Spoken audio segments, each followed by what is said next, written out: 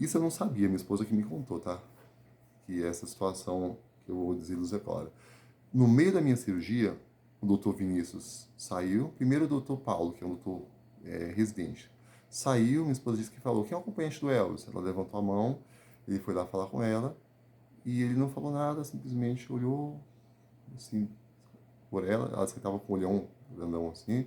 Aí saiu e aí depois veio outro doutor, o doutor Vinícius, que já acho que está no fim da residência. Ele, o doutor Vinícius estava acabando a residência já, que é cirurgia, neurocirurgião também. Aí o doutor Vinícius veio e perguntou quem era o acompanhante do Elvis. A minha esposa falou: sou eu. Levantou a mão. E a minha esposa, inclusive, tipo, quando depois o doutor Paulo saiu, perdão, eu não completei o que aconteceu. A esposa perguntou para a moça que estava atendendo lá no atendimento, que era na sala que antecede a sala de centro cirúrgico, se era natural o doutor chegar e perguntar assim, que é um acompanhante. E a minha esposa perguntou e ela falou: não, nunca acontece não. E perguntou para os pacientes que estavam esperando também, os acompanhantes. Pessoal, não, nunca vi isso acontecer. Aí a minha esposa com o meu chinelo na mão, segurando, quando eu tive que tirar, né, deixar o chinelo e calçar. Acho que eu calcei um outro chinelo para entrar no centro cirúrgico deles lá. Eu não me recordo, mas eu vou ver direito o que aconteceu. Mas vamos ao mais importante. Aí o doutor Vinícius saiu depois e começou a conversar com ela, e conversando alto, inclusive, né? Não alto, a altura que eu estou conversando aqui. Mas os outros pacientes que estavam esperando com seus acompanhantes ouviram aquilo ali. E eles sabiam que eu que tinha entrado no centro cirúrgico e que era eu que tinha orado por todos eles. Olha a situação. Aí foi meio que uma situação de vergonha, né? Para o reino de Deus, ou para eu que estava sendo instrumento de Deus naquele momento. Porque aconteceu o seguinte: ele começou a conversar e falou: não conseguimos concretizar a cirurgia, eu vou ter que te dar uma satisfação.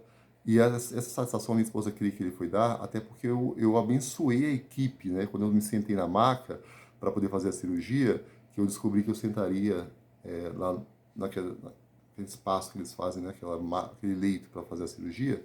Eu comecei a abençoá-los, comecei a orar por eles. Eu falei: que bom que o Senhor escolheu vocês, né, para poder fazer a cirurgia. Fico grato ao Senhor, que o Senhor possa abençoar cada um de vocês durante a cirurgia, que seja na sua companhia e tal. Aí eu sei que a minha esposa, que talvez por isso que ele tenha dado essa satisfação. E aí ele foi lá e conversou com ela e falou: tentei furar por um lado, não consegui, eu coloquei o endoscópio. A minha cirurgia, TVE, era o seguinte: era como se fosse uma caneta, fazer um furo aqui, né, que entra um dedo, esse furo ia vir pelo meio do cérebro, ia furar a malha do cérebro, que é onde circula o líquido céfalo-raquidiano. Por algum motivo essa malha fechou-se e deixava o líquido circular. Então ele ia furar essa malha, que fica dentro do cérebro, para permitir que o líquido circulasse. Só que na hora de furar, tinha minha esposa falou que é como se fosse uma esponja que impedia essa passagem. E aí o doutor abriu o celular na hora, falou assim: olha aqui como é que tá.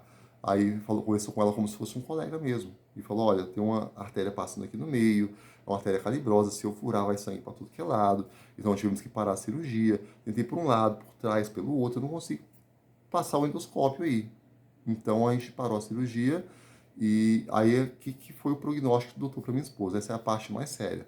O doutor, dentro do seu conhecimento, né, que eu tenho todo carinho e respeito, como eu falei nos primeiros vídeos que eu gravei, o doutor falou o seguinte: olha, qual o prognóstico para o Elvis? Provavelmente o líquido vai retornar, vai fazer pressão no cérebro, ele vai parar de andar, de falar, vai ficar babando e vai parar de raciocinar. Então esse foi o meu prognóstico, e na frente de todos que eu havia orado, né? E aí ficou um clima super tenso